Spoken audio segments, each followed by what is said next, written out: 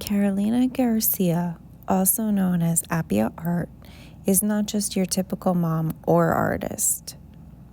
She's a true warrior of life, an undeniable creative force, an admirable woman, and a dedicated mother. I got a chance to have a very candid conversation with APIA to discuss her newest exhibits, joy, creative coping, and the turbulent situations that brought her to turn her pain into art. I look forward to having you with us for the next 30 minutes as we learn more about true resilience and how we have learned to survive by sheer will and creative coping. Welcome to Armor with Art. I'm Monica Fish, and I'm your host and guide for the next episode of Armor with Art.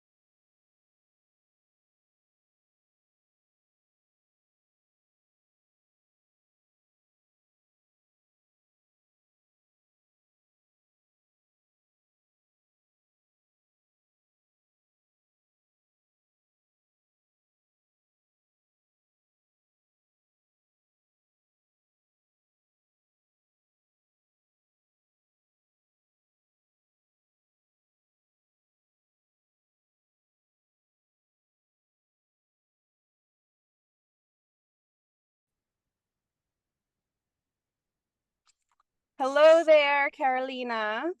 Hi, Monica. Hi. Today we have Carolina, otherwise known as APIA Art, APIA. Why don't you tell us how you like to be introduced?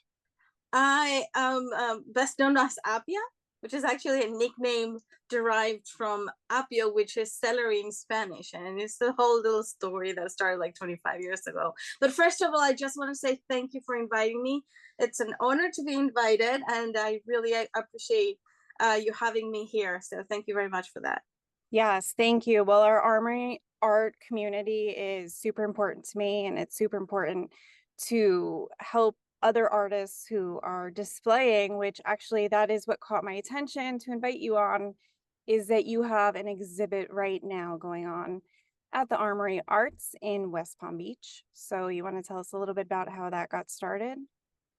Yes, Jill, I met Jill when she was back down in Coral Springs, and she first saw my work and had the vision to actually show everything together because visually my work is very different from one another because I'm more a conceptual artist who works in inclusion. So I develop projects starting from that cause.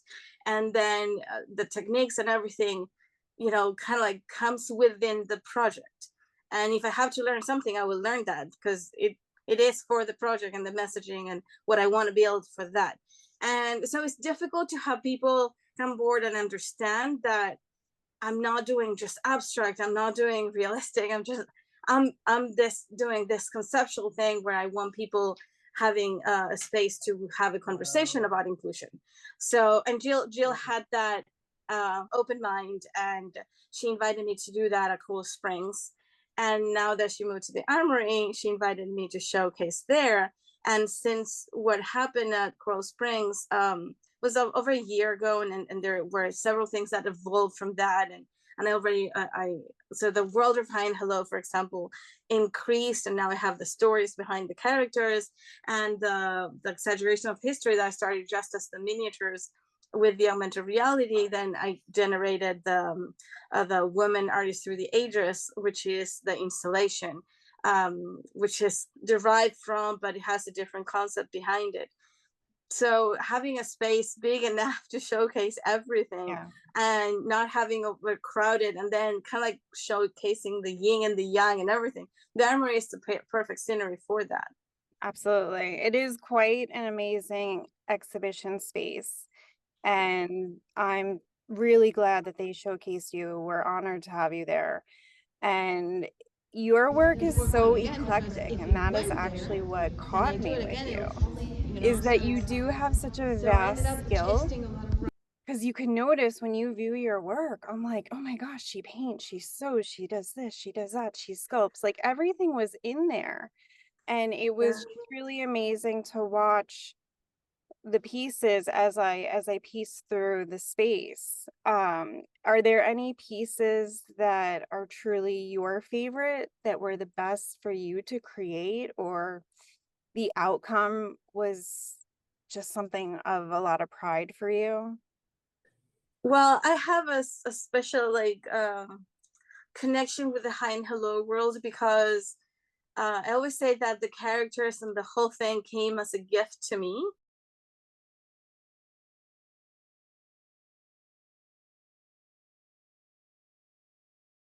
I have a son with special needs. He has autism, but that's on top of other conditions that were life threatening when he was little.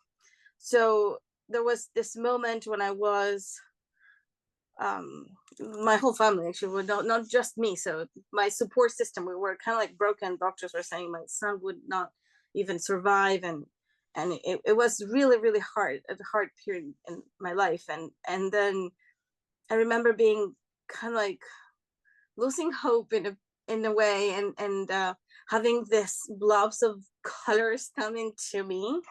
um and so Hi and Hello started from pain, and what I want to share is the joy, because it was a whole um pathway to finding happiness back again, to show my son, even if at the moment we thought that his lifespan was going to be very short.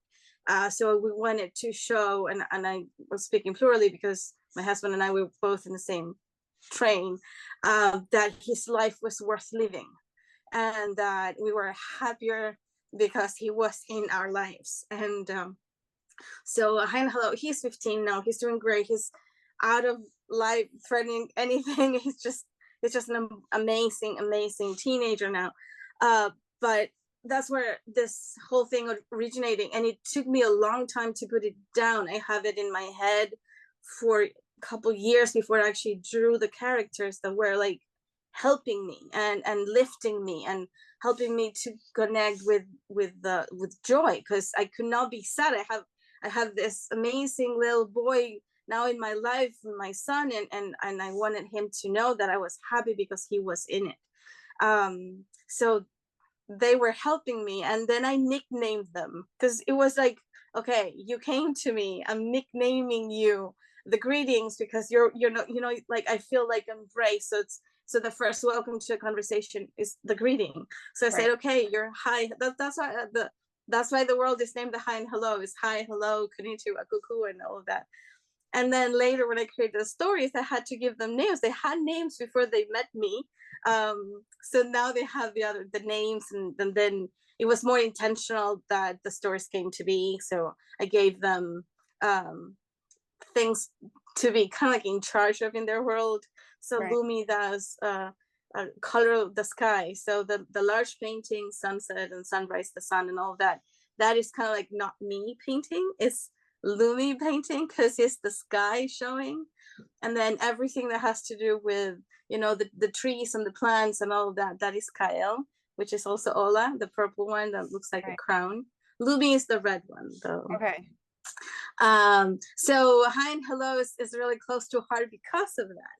And then because of my son came the whole thing about you connecting with your kind of like your inner child, and having the grass there to, sit down and have the height of a child to look up, because I believe that inclusion comes from first loving yourself. When you're a kid, you actually love yourself, you're not questioning your things, you just do your things. And then when you meet somebody, you're very open, and then you're instant friends at the park, and let's go play, and it's like an easy thing. Yeah. So Hi and Hello became an intentional thing after being kind of like gifted to me, and it grew and has grown to have these installations where I invite people to actually sit down, and those cushions that are there, they represent the kind of like capsules of joy, so you can hug them and sit down and hug them and be with them. Wow. So it's a whole thing with the hi and hello, but then not to give, like, not notice to the exaggeration of history, which took a couple of years of my life just doing the, the research and the painting and contemplating the reference, because painting those miniatures was something. And so it's just like, They're unbelievable. They're unbelievable. it's like the kind of like the yin and the yang, because one feels very kind of like an outburst of colors, and it feels very much like out there, and it comes from like the most like within places of my being. And exaggerations, which is more intimate in nature by looking at it, is actually kind of like the cause. Like, I want to include the women in the conversation, I want to tell their stories, they were very important in their time. So that's where they kind of like the output is contrasting the place where it came from me. They're both connected with important missions and causes that I that I have. So it's it having those things together, I would say it's very special. It's not easy for many to understand the, as you said, the eclecticness of visually of my work, but to me, having it together really connects me, because it gives the overall picture of who I am as an artist, because of the messaging. So it's I gotta say it's a blessing to be able to showcase it like that. It's an intriguing exhibit, and to find out more, it's even more special now to hear right from your mouth about how the story came to be about and how the exhibit came to be about. That's unbelievable, and it's really comforting, which is an underlying feeling I got when I left the exhibit. So it's super interesting thing, because I like to go there when it's quiet to also just really observe the art in its own space. And that's pretty unbelievable, because you did not convey that to me before. So you aced it. Thank you. Yeah. And again, seeing that artwork all in one space and seeing how contrasting it was, that was the other part that was, like you said, very interesting, because I was like, well, reading about it and, seeing your mission and how did these pieces come about, in the little bit of information they give you in a gallery. And I was like, wow, this is well thought out. Like, I need to know more about the artist. So would you say that, if I can get a little bit more back to your cause, would you say that art in general got you through that hard time as creative coping? Not only through that time, throughout everything. I studied engineering. That's what I did before, mainly because I'm from Chile, and in Chile I never I and I'm a bit of a feminist, so I didn't foresee myself like being able to sustain myself without having another career besides art. So I paint since I'm like, my oldest paintings from when I was 3, but I had to go to math, which is something I really love too. So it was not it's not that I didn't enjoy it while I was doing that, but I had some things with my teachers, because I would sit front row, and instead of taking notes, I actually doodled, or did little paintings. I would take, watercolors, or just, the pens and scribble. So, and I was sitting fresh row, paying attention, but paying attention, looking down to the paper, because that's the way I learn. I very so I would remember kind of like the exact lectures just because of that. Yeah. And then whenever I needed anything, doing in art is my language, and for connecting to my son, because I stopped engineering not to become an artist. I stopped engineering to be able to be with him 100% of my time. And I said, what if art is also his language? And he was completely nonverbal. And instead, and I would talk to him, and he wouldn't really, look at me in a way that I would think that he was listening or anything. But when I started doing this drawings, he did pay attention, and he would smile. Like, let's go to the park was not that much as, me doing a little swing and then, Yeah. going to the park actually. So it allowed me to connect with him and learn about him, because he would do any doodle, and as a mom I would understand it. So I learned, even when he was becoming sick, he would do a drawing, because I started giving him things for him to be able to do these things. And I would say, okay, he's coming with a cold, or something's going to happen, and then he'll get a fever just by looking at the things. So we had this dialogue. So it's not, art is the language, art is the way that I understand myself, art is the way that I communicate with the world more effectively, art is the art. Art is just like so important, even when I was doing something else, because it's the driving force behind many things that I do. Yeah, it's the vehicle. I get it. Yeah. That's beautiful. Thank you for sharing so personally what also happens in your day-to-day life, because I think that's also another thing we forget to talk about when we talk about art, is how it does connect us in these moments of triumph and these moments where we need to get through to the other side of something or summit or whatever it might be. And Yeah. it's just a little bit of light. And it's also just an amazing way to connect. As a mother, I definitely believe that I connect with my children through art, and that was really a huge foundational part of my healing in certain ways and their healing in certain ways. And Amazing. yeah, it is the connector. And that's again why I think Armor with Art is really, it's I something. love the title, actually. Well, It really applies. yeah, there's a lot of ways that we learned in COVID, a lot of people like to armor in different ways. And we should armor in certain ways. But when we talk about what are we teaching our children and what are we handing down to them, I want to make sure that I'm giving them the creative tools to navigate this world, but to also express themselves and also Yes. connect with others so that they can live this life as expansively as we should, with like the depth and the width and all the love and the abundance And and everything in between. yeah, and being an artist, yes, it's difficult in a lot of certain ways as a business owner, but as an artist doing art and connecting with people, I feel like it's the most natural thing. Yes. Yeah, It's also something that at one point in our lives get very discouraged. So we all feel very confident when we're little to do any type of drawing and to paint and to develop that part of our brain that actually is freer and more and allow us to become with solutions to things that are new, because that allow us to be creative. And there's this cutoff where people start looking, oh, you're just doing little pictures. So, and you have to become braver to overcome those things, and then keep on doing it, even if you don't do it professionally.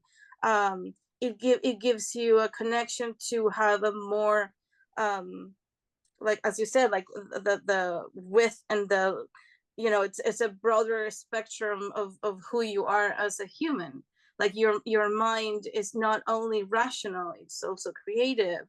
And in a world that is constantly changing, and we are encountering difficult situations daily in our personal lives, and the understanding of what's happening around us in the world that we're living in so much conflict, that being creative and having other ways to solve things, it's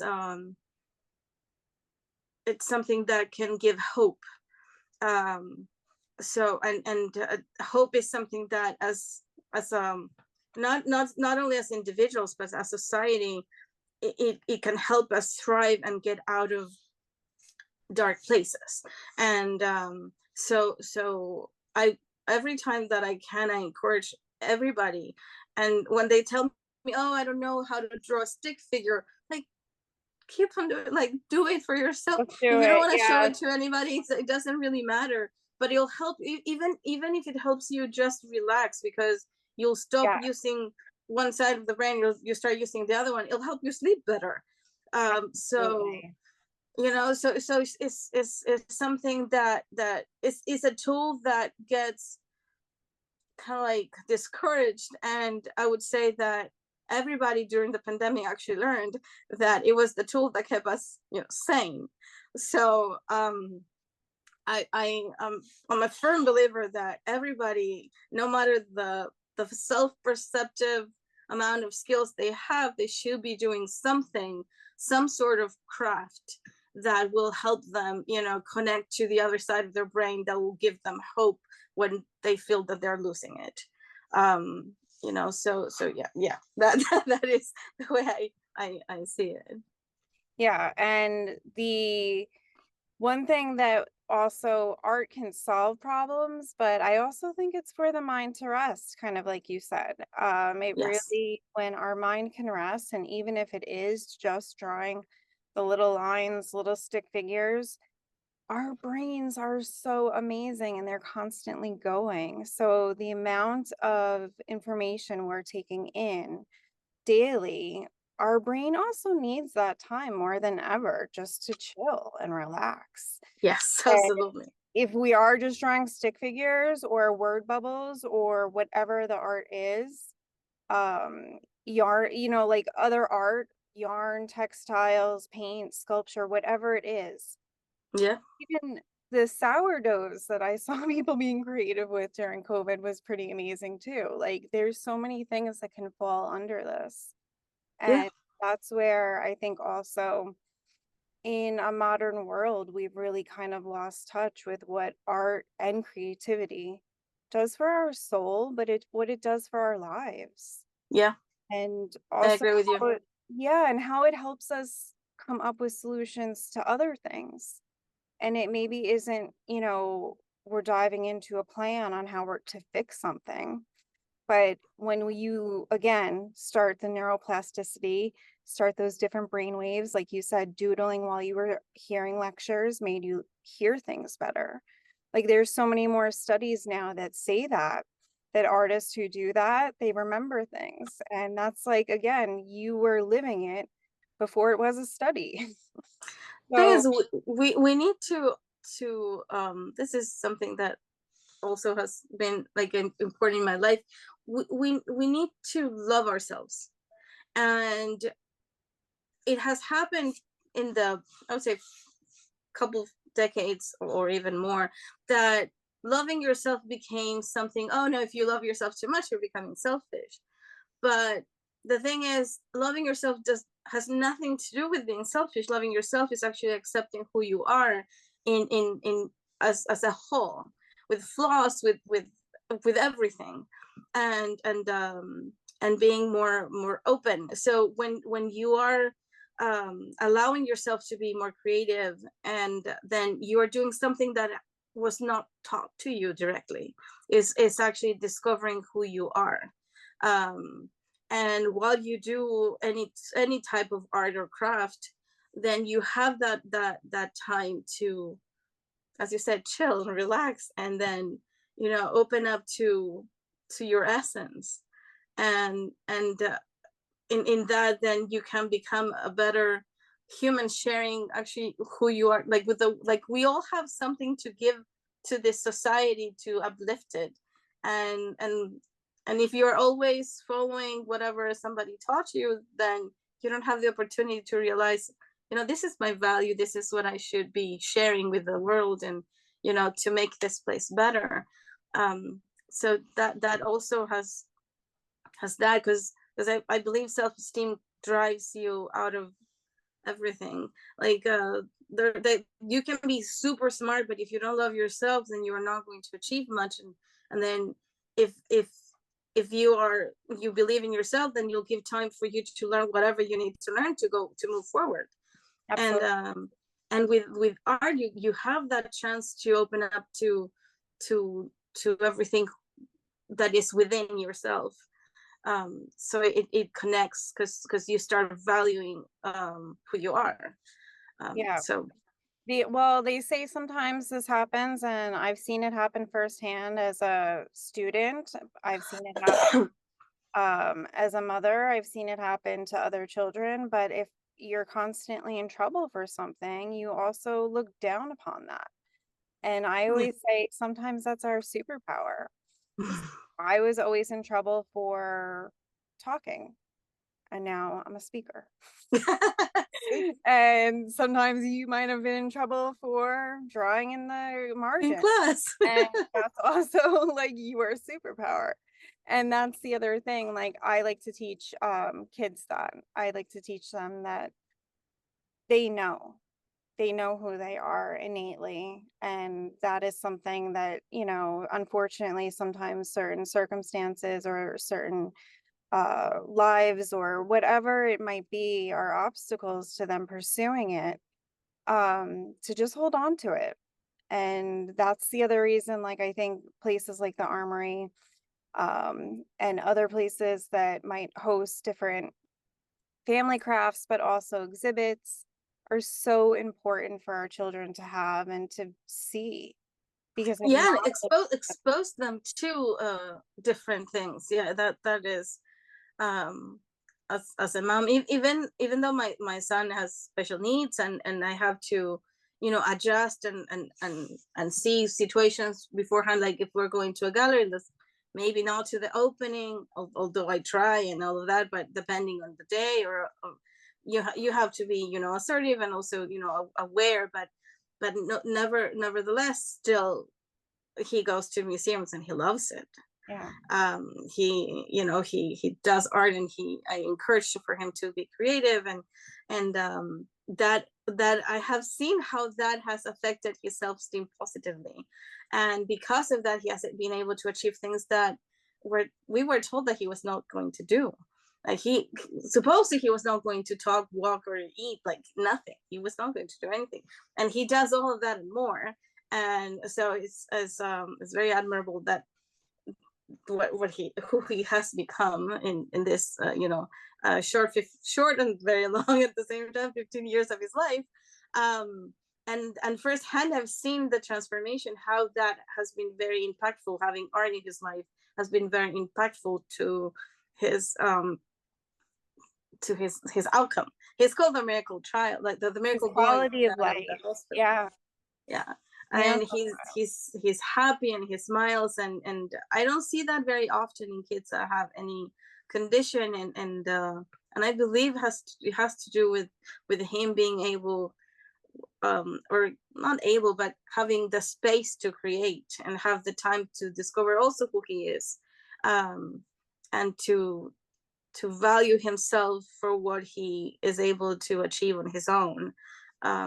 Because self-esteem doesn't come from us telling him, oh, you're awesome, you're great, you're this, you're that. It comes from your own appreciation of what you're able to do, and for that you need the space to be able to do it, to and that is important, and also needs to be said, because it's not valued when, oh, no, my kid has too much free time, we need to put him in whatever. So they need the free time, to discover who they are, and they need to be able to choose what they want to do with that free time. And from free time comes thinking, and from thinking comes everything. Yeah. So it's Sure, he's become who he is because also the seeds of encouragement from his mom. I mean, love is definitely something that we might not realize how much that space is created, and it's created by mothers. And you obviously have really made his quality of life great, and then in turn his complete confidence in how he yeah, navigates the world, and that puts a better member of society out there in our community. Like that's yeah, the thing. Just like yes, ripple effects, just constantly. And sometimes we think these small little movements that we are doing only affect our house, but it affects everybody. And that's like yeah, another beautiful takeaway from you. Carolina, how can people get in touch with you? How can they follow you and follow this amazing journey that you have? I'm on Instagram as APIA_art. So it's APIA Art_art. I have my website, APIAArt.com, and I have other social medias, but I don't use them that much. But anybody can send me a DM via Instagram, and I'll usually reply. I may not post that often, but I am on DMs every day. So I think it's a very good connection, and anybody can reach me through those. Through the website, they can also send emails, and they'll get more information. But any message through via DM Instagram, that's directly getting to me every single day. Well, you've inspired me, and I'm sure that after seeing your art and hearing your story, you're going to have a lot more people that you've inspired. And I want to congratulate you on all of the amazing success that you've been having in the past, but also your future success. Thank you so much. It's been such a pleasure talking to you today. I feel like I'm talking to a friend. It's been great. Thank you very much for having me, and for showcasing my art and where it comes from. It's very precious to me what I do in terms of the messaging that's behind it. So I appreciate you giving me time to spread the message, because I believe in inclusion, and I believe in having this kind of like a common cause of allowing people to grow and to discover who they are on their own as well, so we can connect and respect one another, because we're all different. And that is something that I believe it's very attention to the times. Yes, yes. And again, thank you for being you, because without your art being what it is and you being you, I wouldn't have been able to showcase you. So that's the other part. We each really, we owe it to ourselves to be us and to follow our dreams and to make the things and to create and craft and make this life beautiful while we're here. Thank So you. I hope people will connect with you, and I actually hope that we can have a little bit more of a series, and maybe speak more. It sounds like you have a lot of experience with navigating difficult circumstances, and creative coping is, I think, one of our overlaps. So I look forward to speaking to you more in the future. And that's all we have for today. And I look forward to speaking to you later. Thank you. Me too, absolutely. I'm very open. I do have certain other experiences that have touched me, and are also part of the reason why I do what I do. But yeah, thank you so much. Thank you.